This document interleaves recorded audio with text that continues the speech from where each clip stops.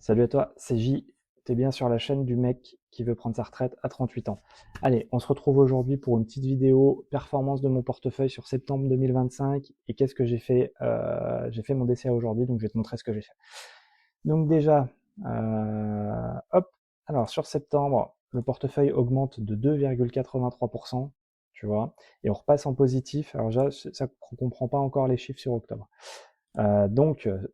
Sur l'année, le portefeuille est positif de 1,72%, ce qui nous donne une performance de plus 6 156 euros. Ok, voilà.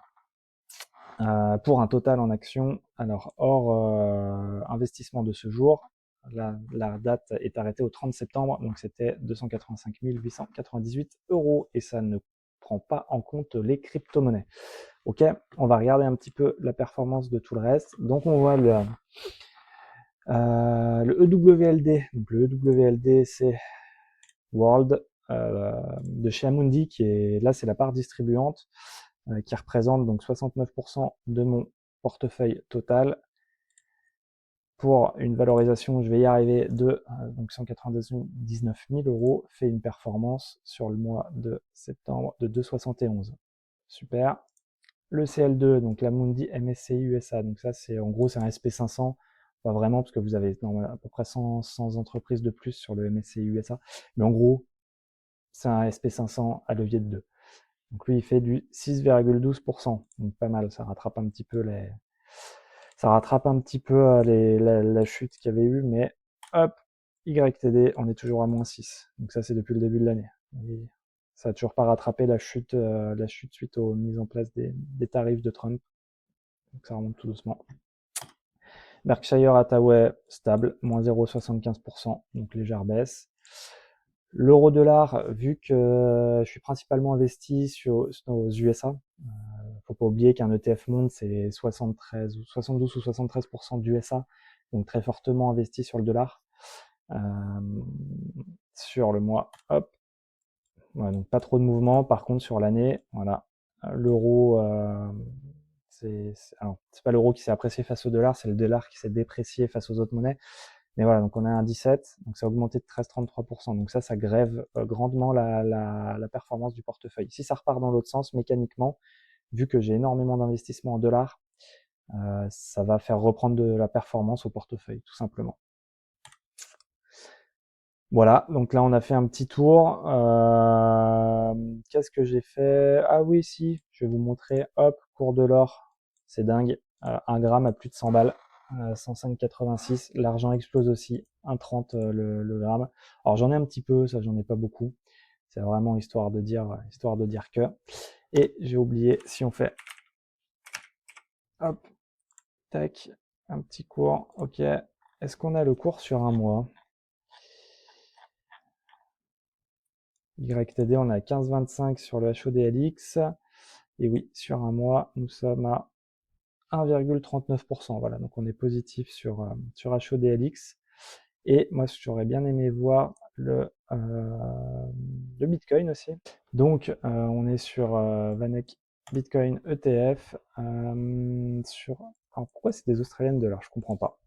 Je comprends pas pourquoi il met des Australian dollars. Normalement, on aura peut-être la perf là. Ouais.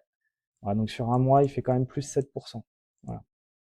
Alors les frais sont quand même assez élevés sur cet ETF, enfin ETN, mais je le garde parce que si je vendais, j'aurais voilà, je suis en plus-value de 132%. En valeur, c'est pas grand-chose, mais j'aurais 30% d'impôts à payer dessus. On m'en prend déjà assez comme ça via mon entreprise. J'ai pas envie de payer plus d'impôts que ça. Ok. Alors sur le reste, qu'est-ce qu'on peut voir? Qu'est-ce que je peux vous montrer? Si, sur quoi j'ai investi? Allez, hop. Alors, vous devez vous en douter, chaque mois, c'est pareil, c'est chiant, il n'y a pas grand-chose, c'est pas la folie, mais la richesse se construit lentement. Donc, j'ai acheté exactement 448 parts donc de iShares MSCI World sur compte titre pour une valeur de 5,57 euros, donc ça fait en gros pour 2496 euros. Donc, ils ont été rajoutés ici. Et j'ai acheté 14 ODLX, hop, donc celui-là, donc diversifié sur les 10 principales cryptos. J'en ai acheté pour 480 euros. Voilà. Donc ça augmente tout doucement. Cette poche-là, elle va être amenée à augmenter tout doucement au fur et à mesure. Si on fait ça, hop, voilà. Alors, live goal, 1 kg euro mensuel, ça c'était un objectif que je m'étais donné. J'avais pris le palier de 500 que j'ai explosé. Maintenant, j'aimerais bien me sortir 1000 euros par mois. Où on en est? On en est à, donc, à 84,14%. C'est basé sur un taux de retrait du portefeuille à 3,5%. Ok. Donc on est sur 841 euros par mois. Donc c'est-à-dire que là, si j'arrête de travailler et que je veux vivre uniquement de mon portefeuille, celui-ci me rapportera en vendant 3,5% de mes positions 841 euros par mois. Donc pour le moment, c'est pas suffisant. À terme, j'aimerais bien viser entre 1000 et 1500 euros. Sachant que le but n'est pas d'arrêter totalement de travailler. Pour le moment, j'aime encore ce que je fais avec ma boîte. Ça serait de faire du 6-6 ou du 8-4. Donc 6 mois de travail, 6 mois de vacances au chaud. Ou 8 mois de travail tranquille et 4 mois de vacances au chaud. Voilà. Progression du patrimoine financier. Hop. Voilà, donc on voit depuis 2015 que ça augmente. Donc, j'ai commencé, je vous rappelle, 2015, j'ai commencé avec 4500 euros, les gars. Du coup, c'est possible. C'est possible, ça va demander énormément d'abnégation, de travail sur vous, mais, mais c'est possible d'atteindre un portefeuille comme ça. J'ai pas encore 34 ans, je les ai très bientôt, mais voilà, portefeuille à 300, enfin, patrimoine net total de 348 000 euros. Ça, c'est en gros, c'est tout ce qui est liquide que je peux retirer assez rapidement. Ça, par contre, ça fait 10 ans que j'en chie, que des fois, j'avais 2 boulots, je faisais 45 heures, j'avais deux CDD de 20 heures et un autre de 25 heures, j'enchaînais.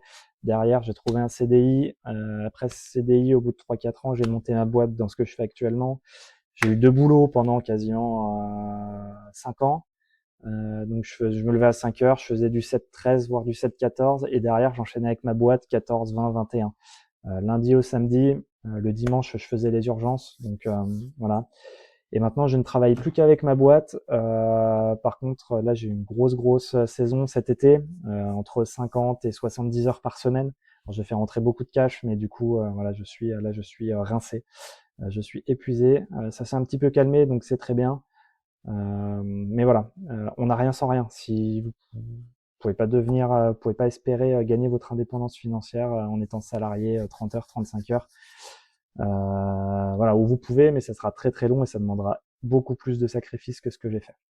Voilà, si vous avez des questions, n'hésitez pas. Si tu veux t'abonner, je te laisse cliquer là où ça va s'afficher. Si tu as envie de débattre dans les commentaires de certaines choses, n'hésite pas, je reste ouvert. Et puis on se retrouve très vite pour une prochaine vidéo. Allez, ciao.